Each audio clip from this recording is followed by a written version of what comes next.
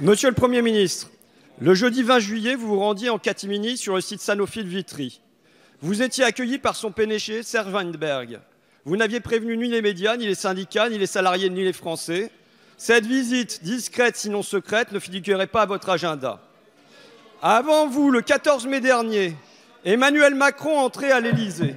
Lors de cette cérémonie, le nouveau président fendait la foule et venait saluer un vieil ami, le même Serge Weinberg, PDG de Sanofi. Un vieil ami, car c'est ce patron, membre de la commission Attali, qui avait conseillé au jeune Macron « Enrichissez-vous » et qui l'avait aidé à entrer chez Rothschild. Il y a 10 jours, pour compléter la collection, c'est Christophe Castaner qui inaugurait une fresque sur le site Sanofi de Sisteron. Le porte-parole du gouvernement se faisait alors le porte-parole du groupe pharmaceutique et déclarait « On ne doit pas critiquer des entreprises qui réussissent, comme Sanofi ». Mais comment ne pas critiquer Sanofi ? Vous savez que ces dernières années, Sanofi a supprimé 2000 postes de chercheurs en France, 4000 dans le monde. Et en même temps, Sanofi a perçu des centaines de millions en crédit impôt recherche. Vous savez surtout qu'on recense environ 14 000 familles victimes de la dépakine, des milliers d'enfants autistes. Le coût de leur indemnisation s'élèvera à au moins 6 milliards d'euros. Et en même temps, Sanofi refuse de participer au fonds. La firme en laisse l'entière charge à l'État, c'est le contribuable qui paiera. Bref, je veux m'assurer que lors de ces rencontres avec Serge Weinberg, vous, le chef de l'État, votre porte-parole, vous avez défendu becs et ongles la recherche, la santé, l'emploi, la justice contre les intérêts des financiers. Que concrètement, vous avez tapé du poing sur la table pour que Sanofi indemnise les victimes de la dépakine, pour qu'on ne vous soupçonne pas d'être les complices des labos et de leur lobby. Le 20 juillet dernier, vous n'avez pas envoyé votre ministre de la Santé à votre place sur le site de Sanofi. J'espère que vous n'enverrez pas aujourd'hui votre ministre de la Santé à votre place au micro. Merci, monsieur le député. La parole est à monsieur le Premier ministre. J'ai peur, monsieur le député, que, une fois de plus, vous soyez en train de vous faire un film.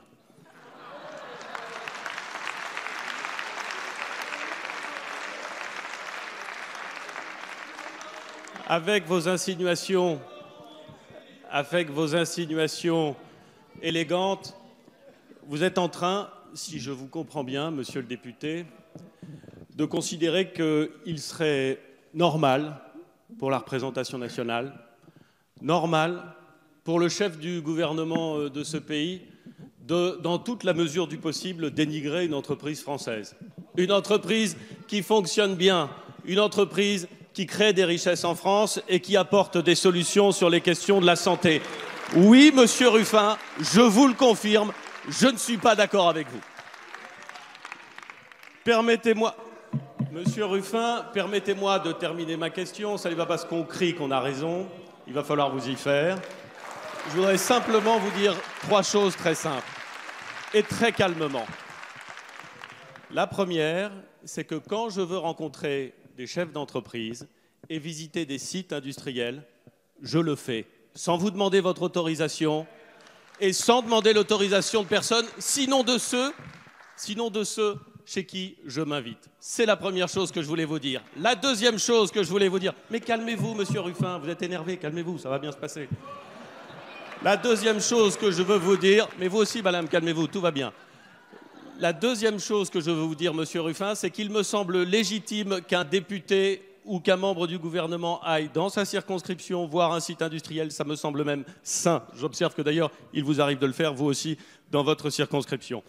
La troisième chose que je veux dire, c'est que nous ne gagnerons rien du tout, ni vous, ni nous, ni personne en France, à placer systématiquement le débat sur la santé ou sur la production dans le thème du soupçon tel que vous venez de le faire. Nous ne gagnerons jamais rien à ces insinuations que vous venez de formuler. Je le dis calmement, monsieur le député, parce que je pense profondément ce que je suis en train de dire. Les discussions, elles sont légitimes. Les désaccords, ils sont normaux, ils sont même sains dans une démocratie, je les accepte. Mais ces insinuations à destination de tel ou tel ministre ou à destination du chef du gouvernement desservent, je vous le dis comme je le pense, la totalité de l'exécutif et du législatif français. On est à l'Assemblée pendant que les questions au gouvernement se terminent. C'est juste pour répondre à la réponse d'Édouard Philippe, parce qu'en fait, il répond pas du tout. Il biaise. Il nous dit rien du tout sur la dépakine. Est-ce que l'État va mettre un coup de pression sur Sanofi pour qu'il participe au fonds d'indemnisation, ou bien est-ce que c'est le contribuable qui payera tout entièrement et ça va se chiffrer à plusieurs milliards d'euros, au moins 6 milliards, mais peut-être au-delà de ça. Il répond pas du tout sur la suppression des emplois. Il nous dit que c'est merveilleux, l'entreprise française, machin. En fait, c'est la même réponse que Castaner. On n'a pas le droit de critiquer une grande entreprise française qui réussit, entre guillemets, parce que les actionnaires réussissent très bien chez Sanofi, ça, il n'y a pas de problème. C'est 6 milliards d'euros de dividendes, c'est le record français des dividendes, c'est le record du rachat d'actions également. Bon, ça, il n'y a pas de problème, mais pour les salariés, c'est moins 2000 emplois de chercheurs en France, moins 4000 dans le monde depuis 2009. Donc, c'est pas négligeable, c'est moins 35% en France. Et enfin, par exemple, la destruction d'une usine neuve à Montpellier. Il y a eu une usine qui a été construite, qui n'a jamais servi, qui est démolie, tout comme vont être démolies, je crois, 310 millions de doses de vaccins contre la dengue, sans avoir été utilisées. Et il y a une grande méconnaissance du dossier par Édouard Philippe, ou alors il fait semblant de le méconnaître. Et il y avait un soupçon, là, si le gouvernement poursuit sur cette ligne, il y a une véritable complicité avec Sanofi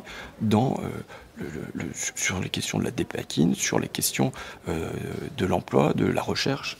Enfin, pour la blague, mais je ne comprends pas du tout ce qu'il me raconte quand il dit qu'un député peut aller dans sa circonscription. Lui, il est du Havre. Vitry, c'est pas du tout près du Havre, quoi. C'est pas du tout en Seine-Maritime. Donc, il est aussi flou sur sa géographie française, apparemment, que sur son économie des labos pharmaceutiques. On reviendra plus en détail sur ce dossier, mais c'était pour faire vite fait, bien fait, et pas lui laisser le dernier mot.